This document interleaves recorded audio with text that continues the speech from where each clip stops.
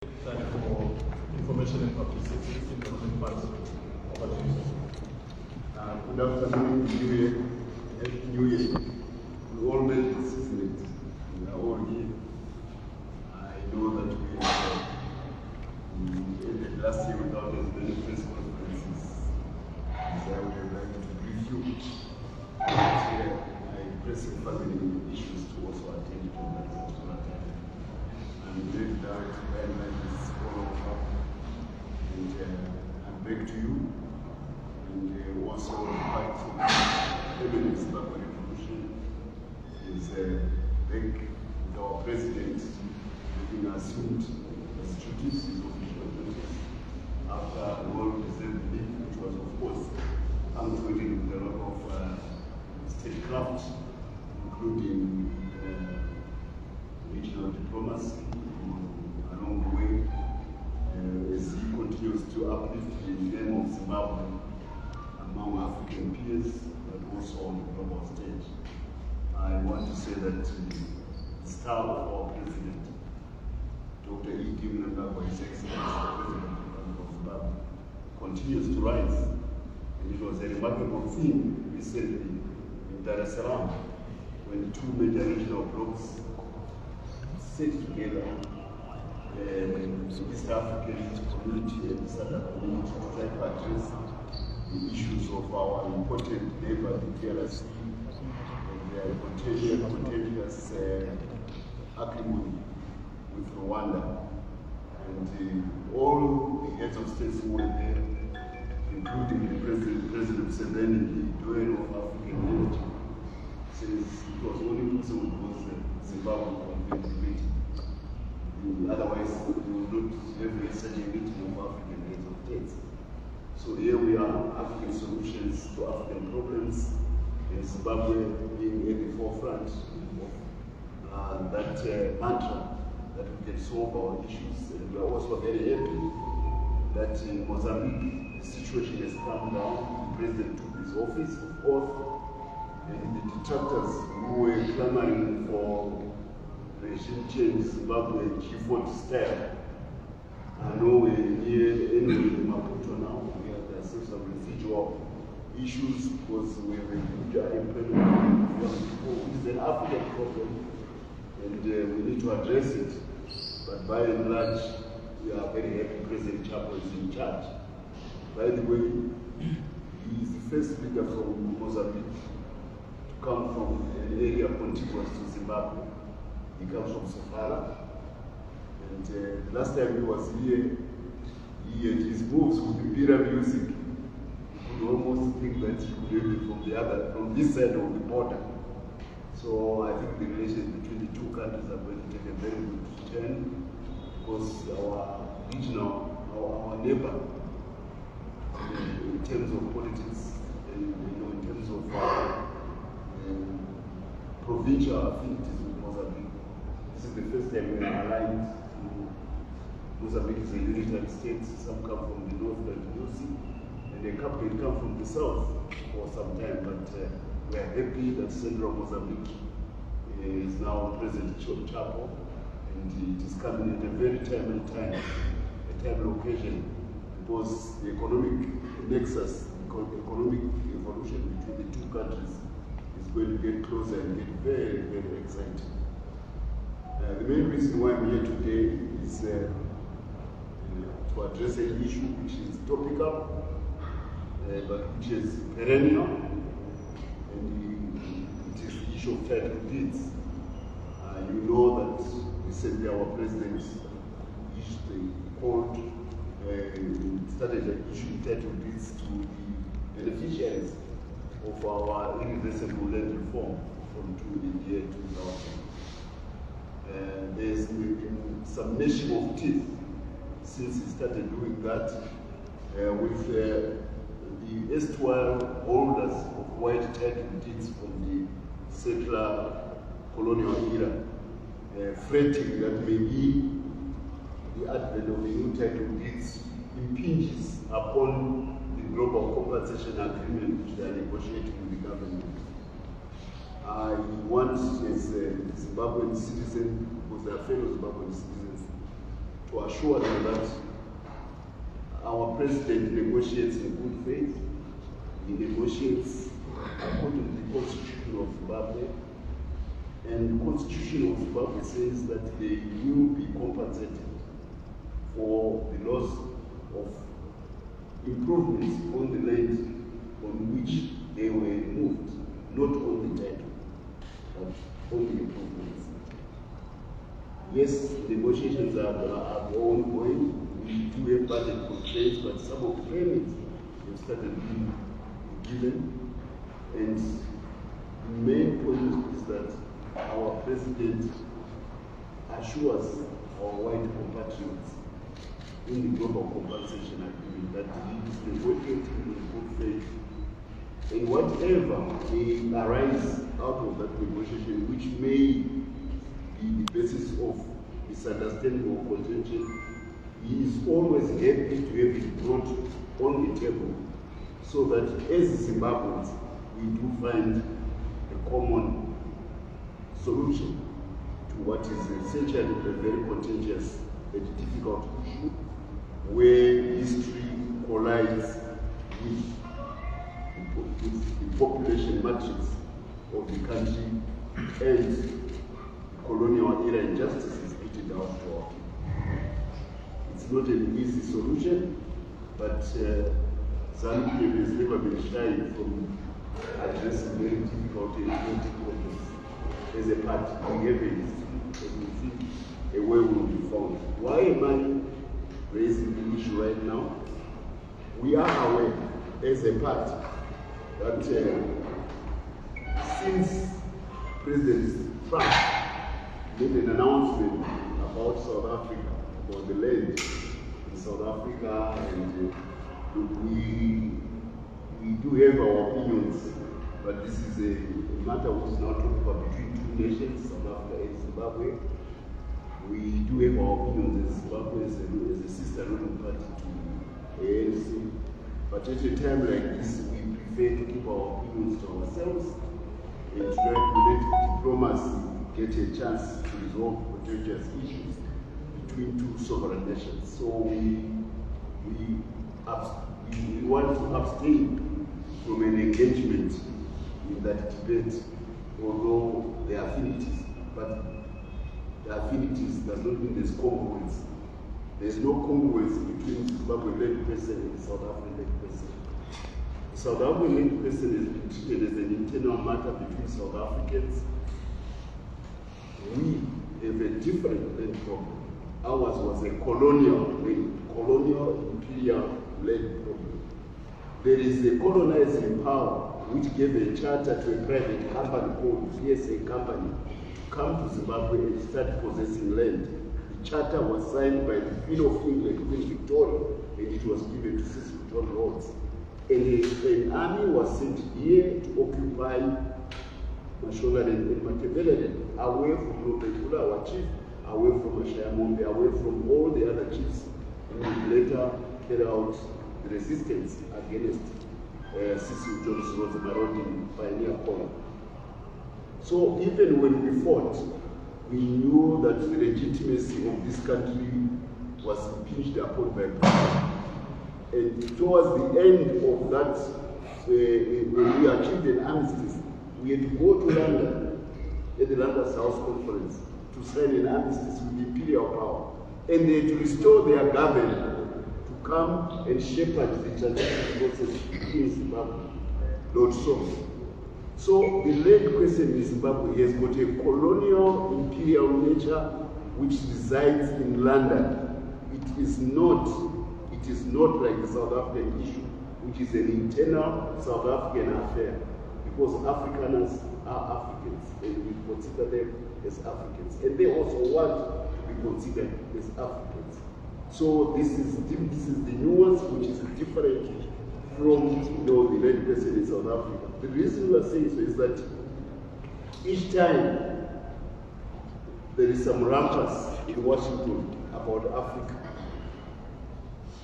and the president of America is facing the prospect of having to renew the executive sanctions against Zimbabwe about this time of the year.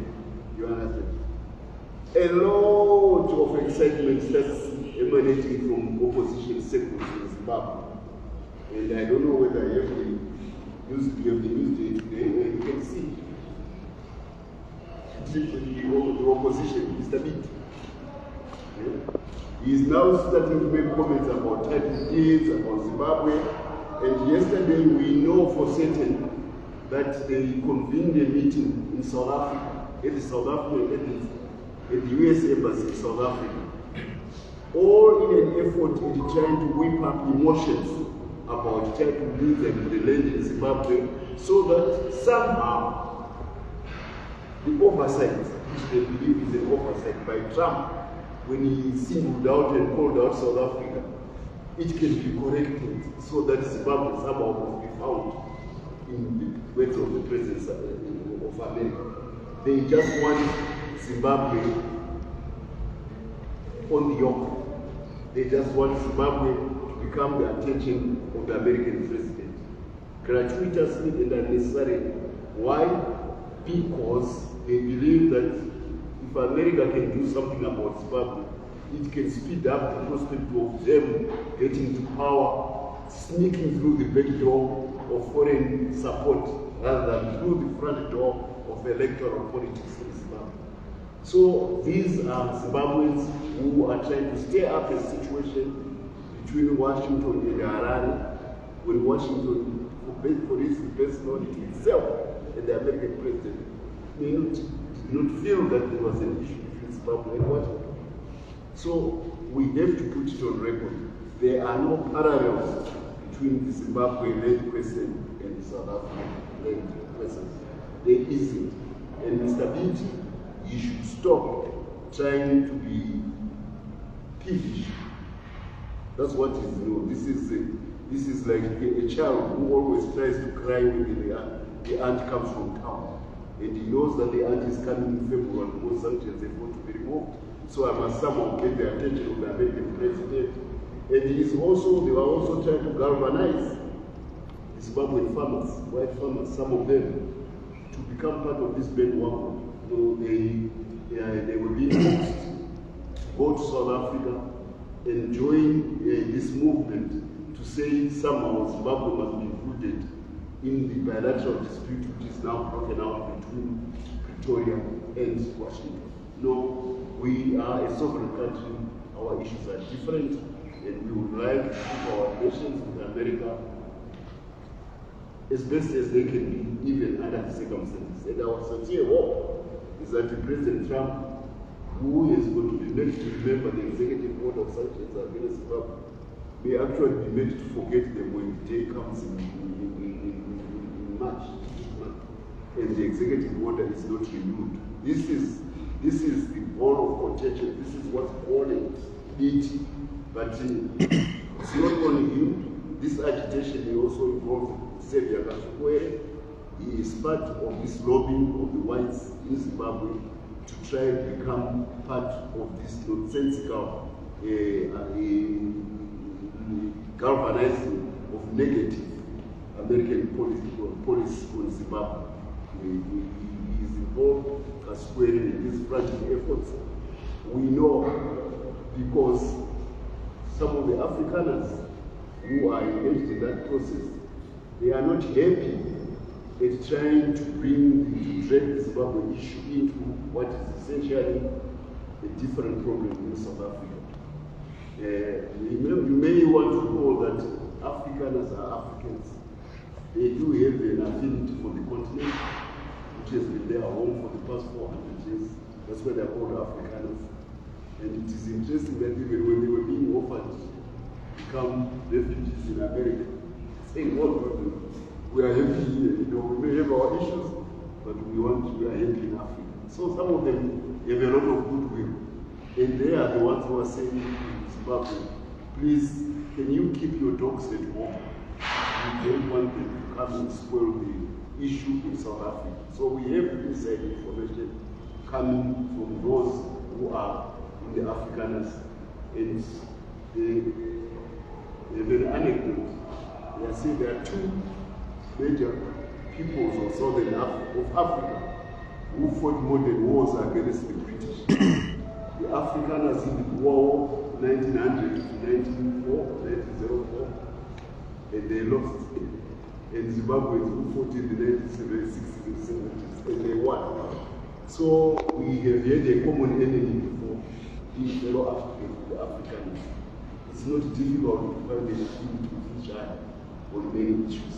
So they come to us and tell us what some of our mischievous nationals are trying to do, because it is the month of March and February. It is the month of, it's a late season in politics because of the prospect of the executive order of the American president on sanctions against Zimbabwe. He probably let to slide away. This is their view. So I wanted to make it clear to you that as Zimbabwe, we have no issues which should dragged into the South African affair. But more than that, our president, as I said earlier on, he is constantly looking for the optimal way in which the legislation can be made to address injustices, to also compensate, but also to make it productive. For some time, we have been looking at models from other countries which we consider how our land question can eventually be optimally resolved. Surprise, surprise. There has been an engagement for quite some time, including with the late parents' chief, Honorable General, was the Minister of Agriculture, with, of all countries, Germany. Germany has got a template about land reform, which could very much apply to our situation, because the German template of land reform after the unification of Germany in 1923, remember there was East Germany and West Germany, they had to go through a land reform which is to address what had happened, including the communist dispossessions after Germany became part of the Soviet Union. So they got a layer of contradictions in their land policy, which they had to resolve after the unification. And they created a bank, I think it's called deviating, to resolve those issues. And the beauty about their solution was that because there was no king appointing, there were Germans coming together. It was holistic and inclusive. I think it is called DVVG. It's called the German Land Reform Agency, and it is led by Mr.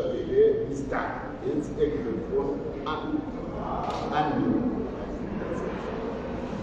He is one. This land reform program has done good to Germany.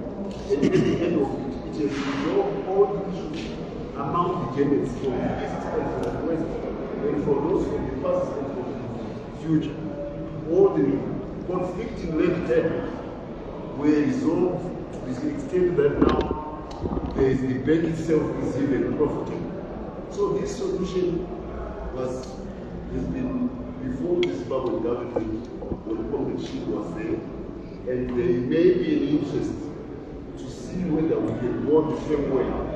Why are we highlighting this? Is the president continuously looks at the optimal way to resolve land issues in such a manner that we can maintain productivity, raise profitability, increase viability, but at the same time address both colonial injustices and issues of compensation for those who may have bought the land, who may have developed it when they were not original colonized or occupied the land.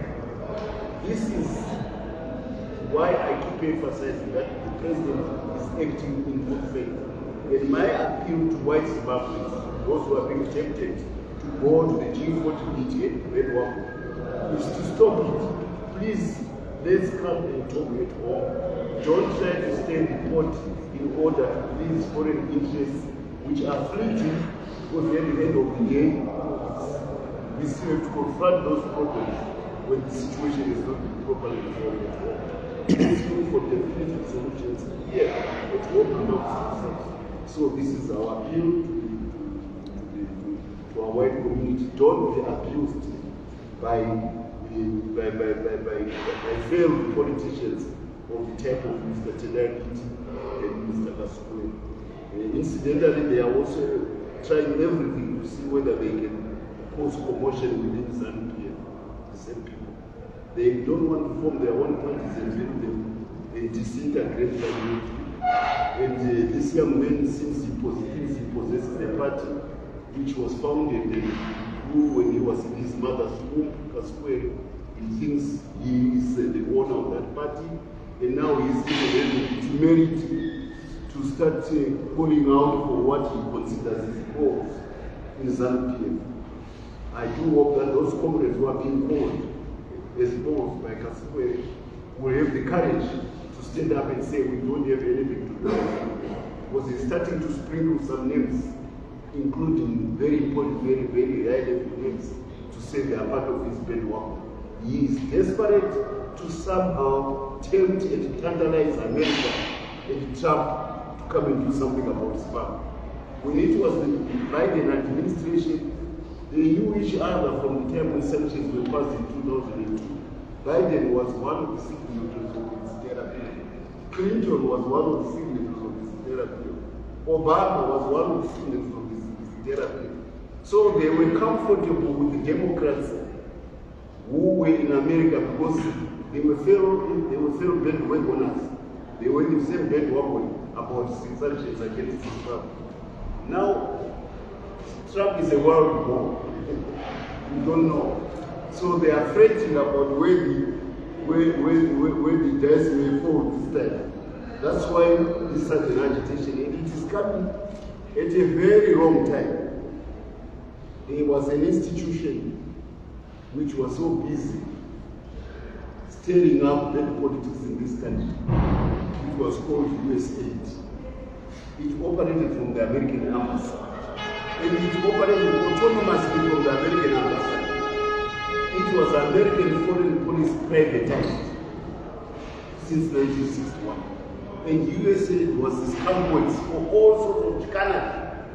And I don't know how many people have lost their paychecks. I hope some among you have lost their paychecks. Because Trump comes and then Elon Musk comes, he says, close the door, shut the website, all the cover for nonsensical things, we're doing health and this, all that, but they are not interested. We know what we're doing. So USAID has been shut globally. And it is a very Zimbabwean politics. So there's a lot of national activity for those who were beneficiaries from the USAID. What am I saying is that the regime change agents in Zimbabwe are on the defensive. They've got their foot in the back because of what has happened to USA. That also explains why this assumption of energy and the appearance of being anti-Dumpty on issues which are Zanu PF, including, of course, trying to abuse one of our comrades whom they are constantly putting on television for this or for that. Some of the issues are now subject to, I can't comment on it, but all I can say is that some of the intelligence which is being given is definitely wrong. He mentioned the other day that my son was incarcerated by the president. It's not true. I told you I had an interview with him today. I know who was behind the incarceration of my son, in the forced incarceration in May last year. And I know why this is why it was being done, the political reasons why it was being done. The president had nothing to do with it, and he had to come back and undo that thing, but undo it in a manner which did not arouse the anxieties that may be interfering with the institution. So it had to be a long drawn out affair. But me, my wife is the Minister of Women Affairs. We know that the president has nothing to do with it. So Bombshell is wrong. Comrade Bombshell is wrong to try to accuse the president. It's not true. Rather, the people who are telling him to go on television are the ones who are behind the persecution of So I'm surprised for a field combat officer. He normally has got very good intelligence because he wouldn't have survived the war. He's a guerrilla fighter. His intelligence was faulty. I don't know why he is being misled and being given chicken. It's in intelligence prosecco's. What is being given is called a chicken. That my son was incarcerated by the president, and that I should not have a relationship with the president because he incarcerated my son. It's not true. I want to put it on record. And let us want to say, I worked with him very well when the War Veterans Association. He was in charge of my business unit.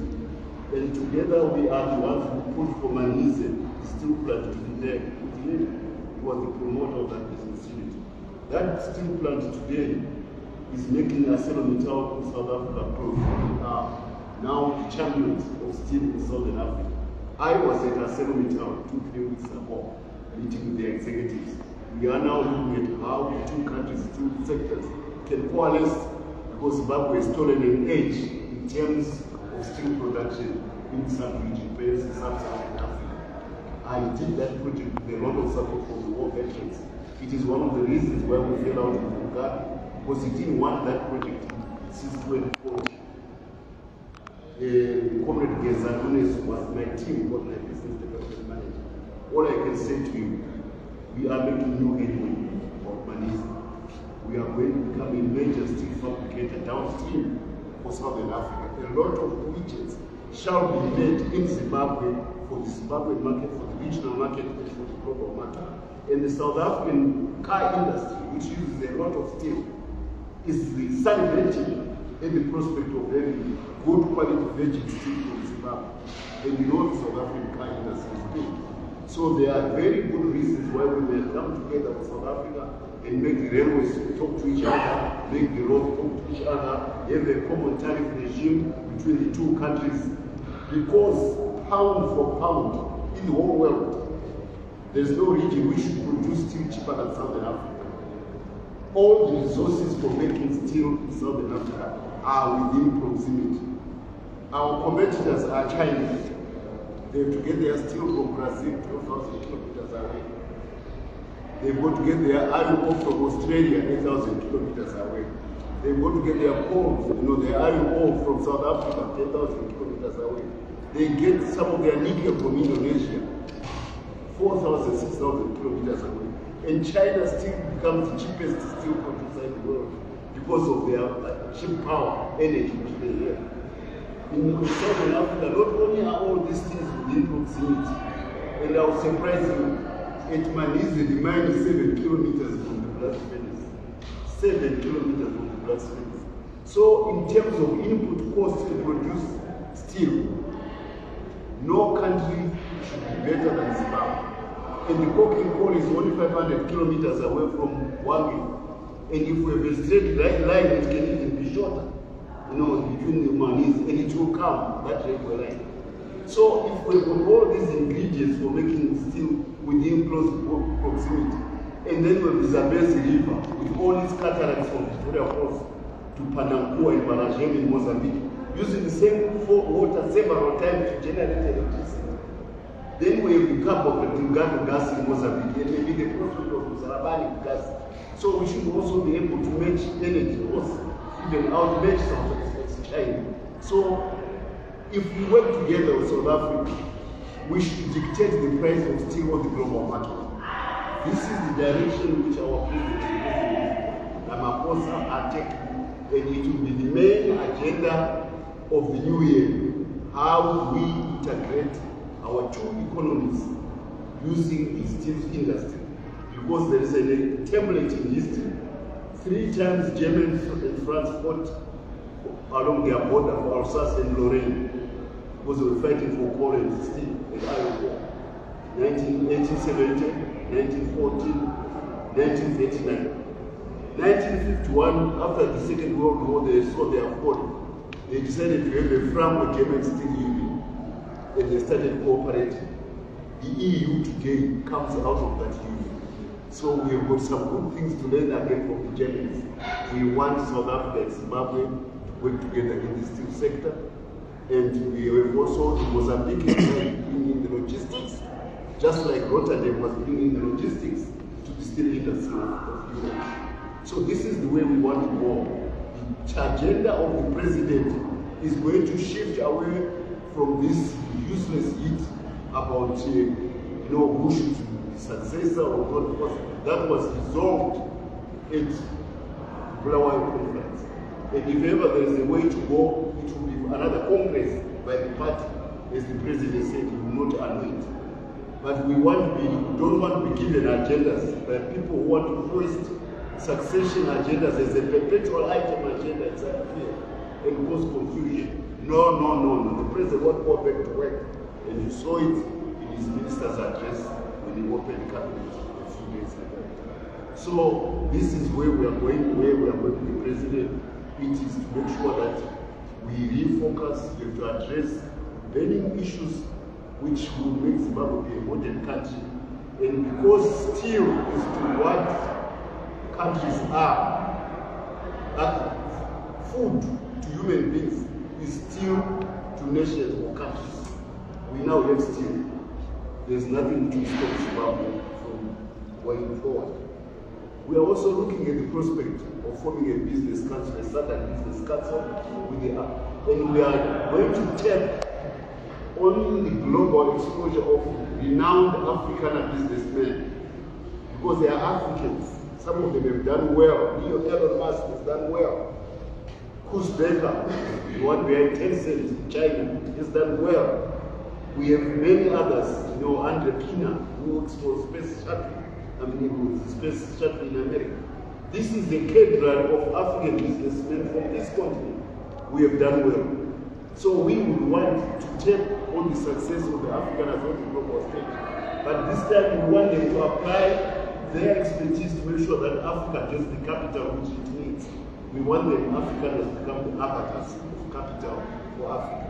And we are working on having a high-level Southern Business Council, which may include the likes of your advocate. You know that each time you are in the international duty-free shop, you see a lot of those brand names. They come and call Richmond from Switzerland. The owner is your advocate from South Africa. This is the success of Afrikaners in business at the global stage. And we want them to be part of the new African success. Because Africa needs capital. We need capital in Africa. So these are, I'm giving you pointers, because these are matters which the president is very much alive to when he talks to his South African counterpart, also when he talks to his Mozambican counterparts. We want the development agenda back, not useless noise about who should be succeeding from where exactly. As if we have a Congress, and and the president says, if you are eligible, go to the Congress. Don't want to be anointed. Kasumere was to anoint somebody from outside. It's not even a member of So by and large, these are issues which I thought I need to address. I strayed into other areas, but the main thing is that we want our white population to keep faith with His Excellence about global compensation. We don't want them to be strayed away from the good faith which is necessary to make that process succeed. We don't want them, especially by fellow travelers who are in the Triple C, but also some ambitious miscreants who used to be Zanu PF are now chief forces. We don't want our white population. They should keep faith in the President of the Republic of Zimbabwe. And we should work together in good faith to look at optimal solutions so that then Zimbabwe can resolve historical issues, address compensation issues, and deliver prosperity to the people of Zimbabwe. Because I was being told by the German expert I told you I referred to earlier on from that BVEG. He says there are two countries whose agricultural sales are known for their fertility. One is Ukraine, which is under land mines, and the other one is Zimbabwe. Our land productivity is legendary. It is the staff of agronomists in some of the most prestigious institutions of tropical agriculture in the world. including the Dutch tropical decision about the water. Zimbabwe soils and their product are legend. We want them to deliver that prosperity to the people of Zimbabwe. So, on that note, I want to say we are very happy you coming along. And by the way, Elon Musk is now a cabinet minister in Trump's government. Go back when the issue of Starlink was alive. Our president negotiated and got Starlink in Zimbabwe. Direct, not through a switch of a particular gentleman who wanted to become the agent of Starlink in Zimbabwe. The argument for my president was saying, well, if Starlink comes like the sun from God, and if Starlink comes like rain from God, why should it come through the switch of a certain particular cellular company? I am the one who is elected. That's why he signed the license himself. Because he is the representative of the people to vote in Zimbabwe. Because Starlink is like descending on Zimbabwe like God's gift. So let the man who is elected be the one who is the signatory to the license. So Elon Musk is probably very helpful from a business point of view in Zimbabwe. This country, his company is doing very well. I hope all of those who are in the rural areas now can also Starlink, and very soon I'm told Starlink will become even on our SIM cards. You won't even have to have that, to have a landing part. So we do have somebody who is in the cabinet of Trump, who may not be necessarily happy about Zimbabwe. And this is what is holding those in the opposition and in the G40 who felt that they had drawn into what when the Democrats were in charge, just as well that woman has lost with Zanu PF. I think. Are there any questions?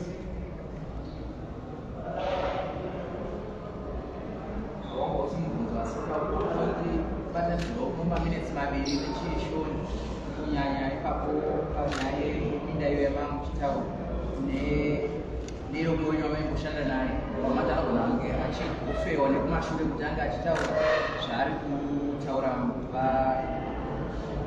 pamutsapo tatini pana mumwe wamaishanda navo vari kuretsiwa mati vanenge vari kushandiswa negwezeri muromo mamwe since 1975 we're together with Chimoyo. We trained together, we fought together. We went for additional training in Romania, I went for additional training in Kosovo. And we worked very well together. I just am now I've got a lot of angst about where he's been now. Like people who say for Nigeria. And like I say, my advice to him is that we've unfinished work. Prospects are just opening up. They started production. There's a lot who's going to change for the level of people. Young people are going to listen to this system for the global market because all they now need is the machines from Japan, from Korea, from China, Turkey. We take Turkish delegations here, they want to production in Zimbabwe. These are modern, high quality jobs for young people. Barry will still be working from 7 to 5. And then people go to relax. And on Friday they get their paychecks and they go and enjoy the nightclubs.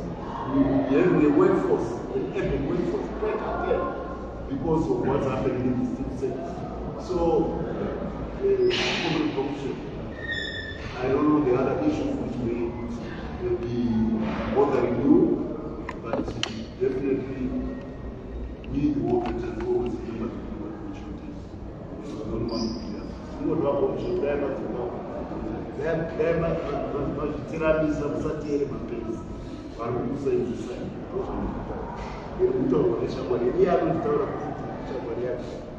I think we got to go back to my friend.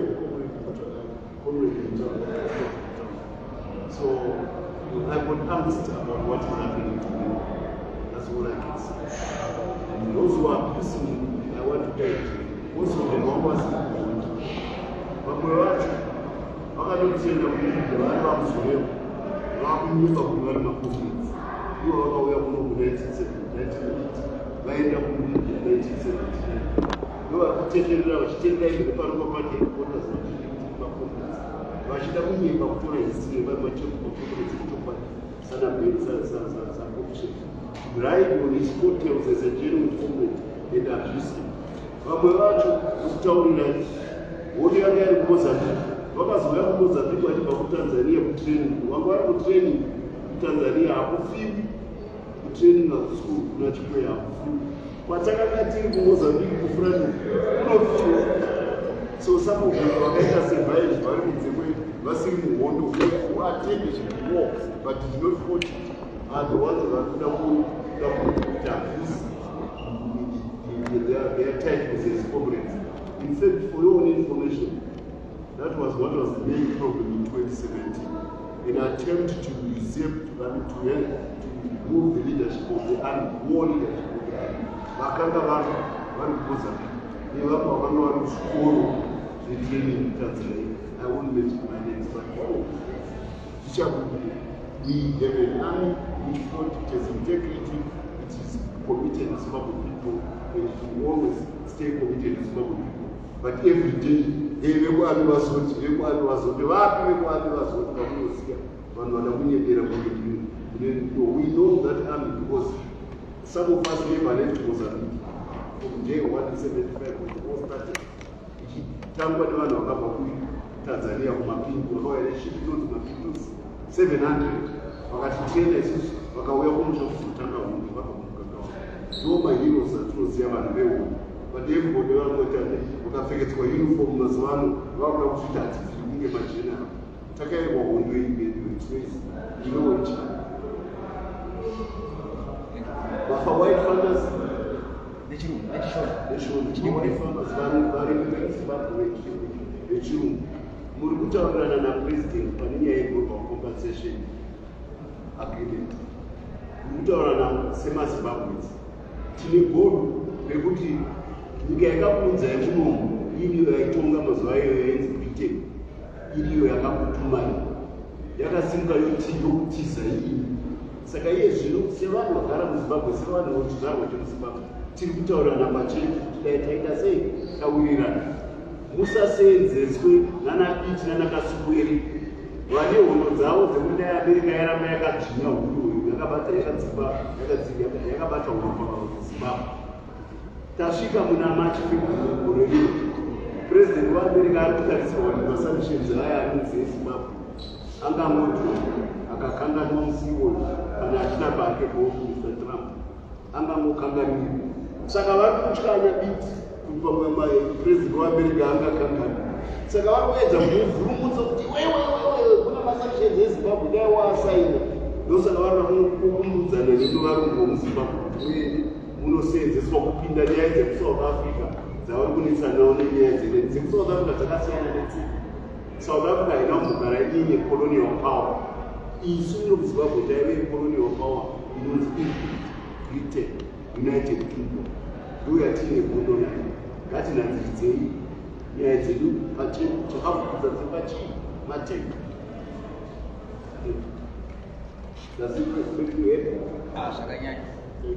Okay. Comrade Mchanga, what is the party's position regarding the statements made by committee member and war veteran Comrade Geza towards the president? He's saying the president must leave now. I'm sure you're aware of the press statements which he's making. I've issued a statement about that, so we're on record. And I'm sure that our disciplinary organs of the party are assisting the matter. It's not my domain, and I don't want to jump ahead of the competent party organs which handle that matter. So that's why I was prepared to talk about my past in Blessed Bombshell, to talk about what we have done with steel, but I was not prepared to deal with these other topical issues.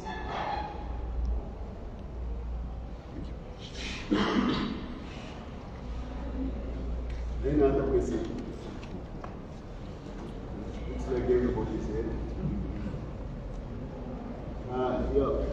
one last announcement. Check. It will be next end of this month. In fact, let me read. These are the achievements of President.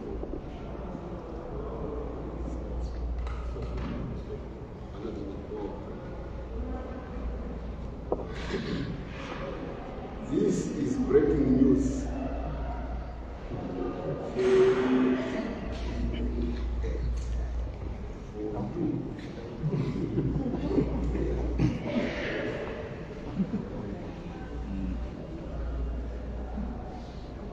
This letter is written to the executive of Zimbabwe Diesel Company.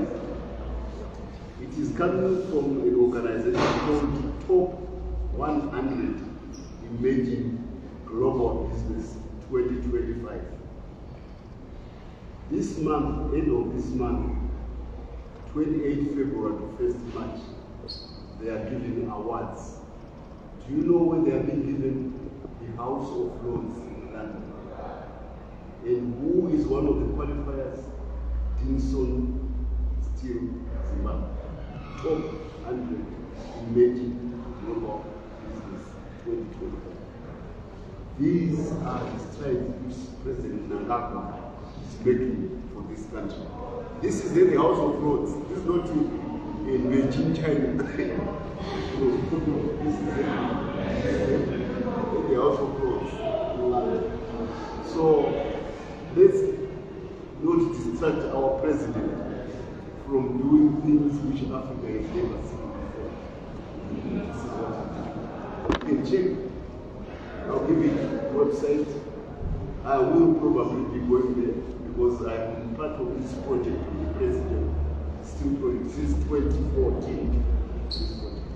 This is when I tell you that I sell on the time, so you know how many trucks are leaving Manise every week to go to South Africa to deliver steel per week? 150. You understand? 150 trucks per week going to South Africa to deliver steel from Zimbabwe. The shoe is easy, it's in the other leg, isn't it? Very nice that the shoe is in the other leg. We are also exporting a modern high quality product to our neighbors South Africa. Beneficiated product. That's why I was encouraged to see synergies which will come between Pretoria and Harare in the all important steel sector.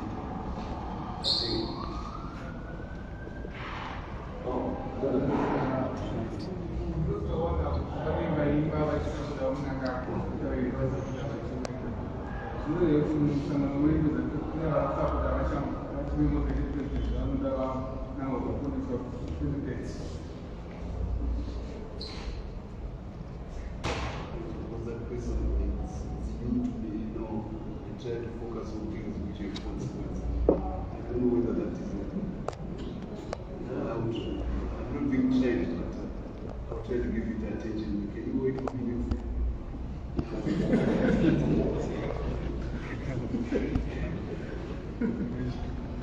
Another person. Takaona kuti pane mafanzi ari kuchenjera maprojects achikwamawo veterans. Ndauza kuti chirongwa chachagara chiri kubereka kuti chaitwa speed up kuchema chamawakonde project. I know that the president will be communicating the issues of war veterans, and a lot has been done by the president about the war veterans. And incidentally, on all these projects which I'm talking about, because I'm the driver and I wish to be the chairman of the war veterans, I'm very much seized with what will happen to the war veterans, because they were the promoters for some of these major projects. The steel project in particular, war veterans have been on it since 2014. We are going to have a town of 150,000 people in the next 5 years. We have to connect the railway line from Manise to the South African railway system. Because right now 150 trucks carrying steel to South Africa are destroying the world. We need the railway back. These are major projects. We have to get the ports in Mozambique to function. Because Manise is going to 10 million tons of steel per year. We will be bigger than what Ukraine was. These are projects which are going to urbanize this country. Nothing urbanizes the country, no, the move from rural people to town people. Still is the major factor of urbanization. Look at the infrastructure which China is providing.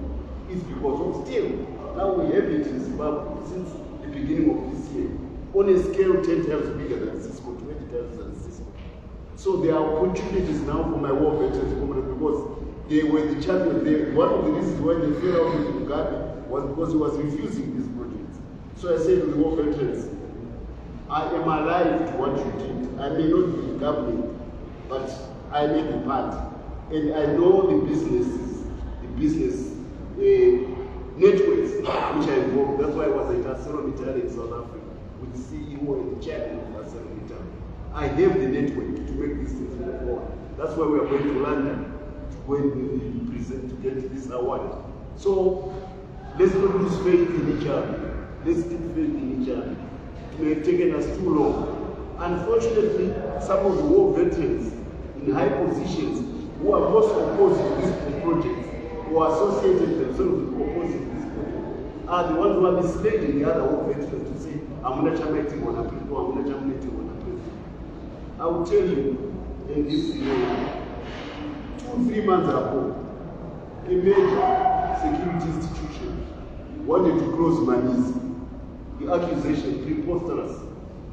They are not producing steel, they are digging gold. It's not because they are Chinese. I mean, chemistry becomes Chinese. You put gold nuggets in steel pellets. You know the periodic table. But in organization, actually descends upon one and starts threatening everybody, the left, right, and center. A project which the president has been promoting since 2018. He was furious about it. And just like over my son's issue, and maybe over that issue, X has fallen on some of the bureaucrats who thought they were bigger than their president. We saw bureaucrats in certain very high positions. But what have to do about that? The president is our, I think.